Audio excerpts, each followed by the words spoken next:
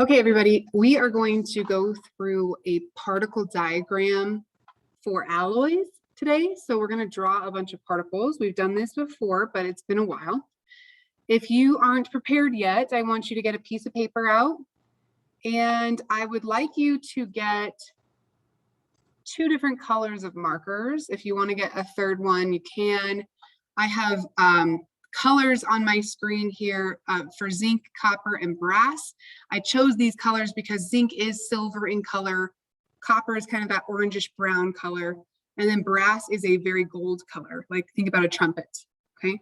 So if you need to pause the video and go get those colors, get them. If you have them already, then let's just keep rolling. So on your piece of paper, I do want you to label zinc, copper, and brass. Now, if you didn't get these 3 colors, that's okay. Just give me a color above zinc, a color above copper, okay? If you want to put a color above brass, you can. That's not necessary. But pick colors to represent zinc and copper, because we're going to be using those colors to draw the particles for our zinc and our copper. So first off, I'm going to start with our zinc. The zinc is a solid, okay? It's a shiny silver solid. If you saw some zinc foil, it would look a lot like aluminum to you, okay? It's just another element on the periodic table that we can turn into a foil or a sheet of metal. And so what we're going to do is we're going to draw a particle diagram. And remember, when we talk about solids, those particles are very close to each other. They're touching each other. They're not moving around each other. They are very organized. Okay, so I'm going to draw an organized set of particles.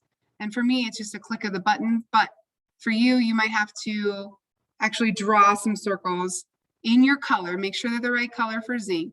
Okay, but the easiest way to show organization is to just show some rows and some columns. Now, zinc itself might not be organized into nice, perfect little rows and columns. And I'm not doing the best job of making these rows and columns evenly distributed, but there's my solid zinc, okay?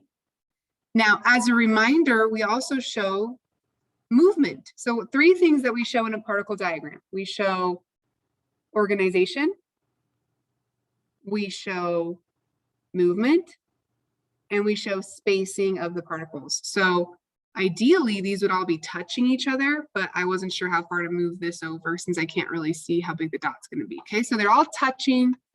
They're very organized. And then we can go ahead and we can draw some movement.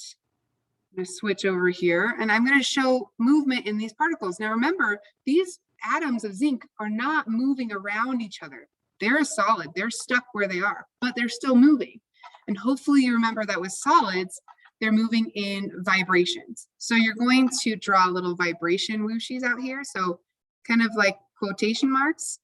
I usually just put them on the corner atoms. So here and here makes kind of vibrating this way. Here, let me see if I can scooch this over a little bit. Okay, here, so we're vibrating left and right, top and bottom. It's really vibrating in all directions. So, but I'm just going to put these little vibration whooshy marks on the corners. Yes, I am saying whooshy, super scientific term, but those lines that we use to show movement are called whooshies. Okay. Okay.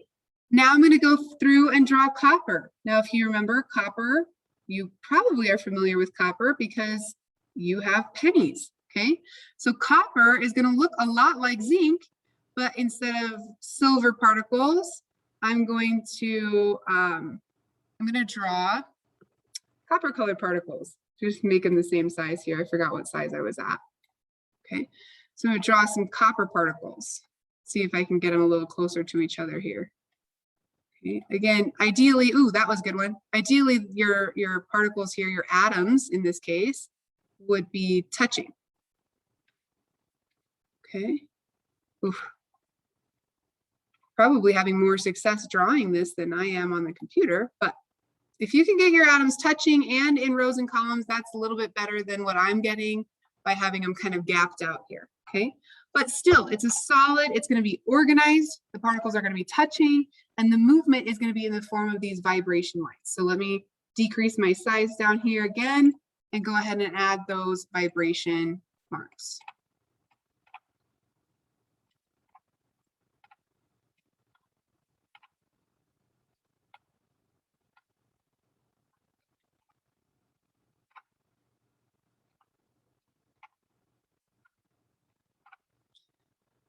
Okay, now we're going to talk about brass. Well, brass is a mixture. It's an alloy. We've been learning about alloys in class notes and we have some videos.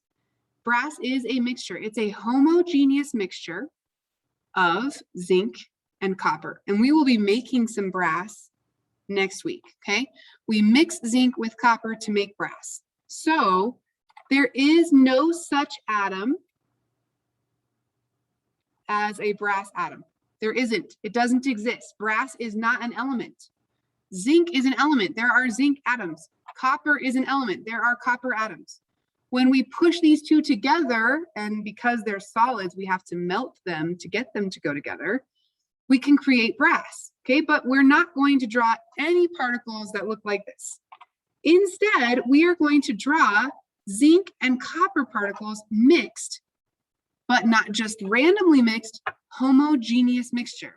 They have to be evenly distributed, okay?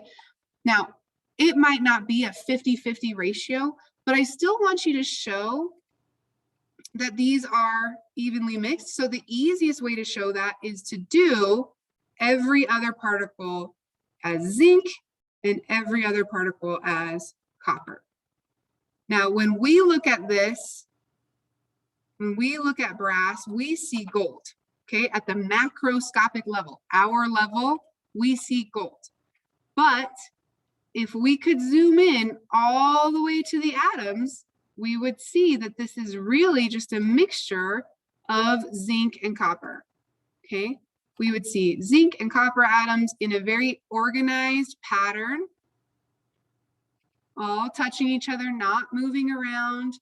They would be vibrating in place just like they are in the copper diagram we have here and the zinc diagram that we have here. So brass ends up looking like this, okay? Now, again, if you were to look up a brass particle diagram, it probably isn't a 1-to-1 ratio, and it's probably not these nice, neat rows and columns, but it's still going to be organized, and you're going to see the copper atoms in exactly the same spots as the pattern repeats, and you're going to see the zinc atoms in exactly the same spots as the pattern repeats. But for now, we're just going to keep it simple, and we're going to show that we understand brass is a mixture of these two, and the mixture is evenly distributed, also known as homogeneous. So once you have your picture of zinc, copper, brass done, and it looks something like this one, okay, probably hand drawn, using two different colors, one for zinc, one for copper, then you can submit that in Canvas, and that is the end of this assignment. So thank you for tuning in, and we will see you in class.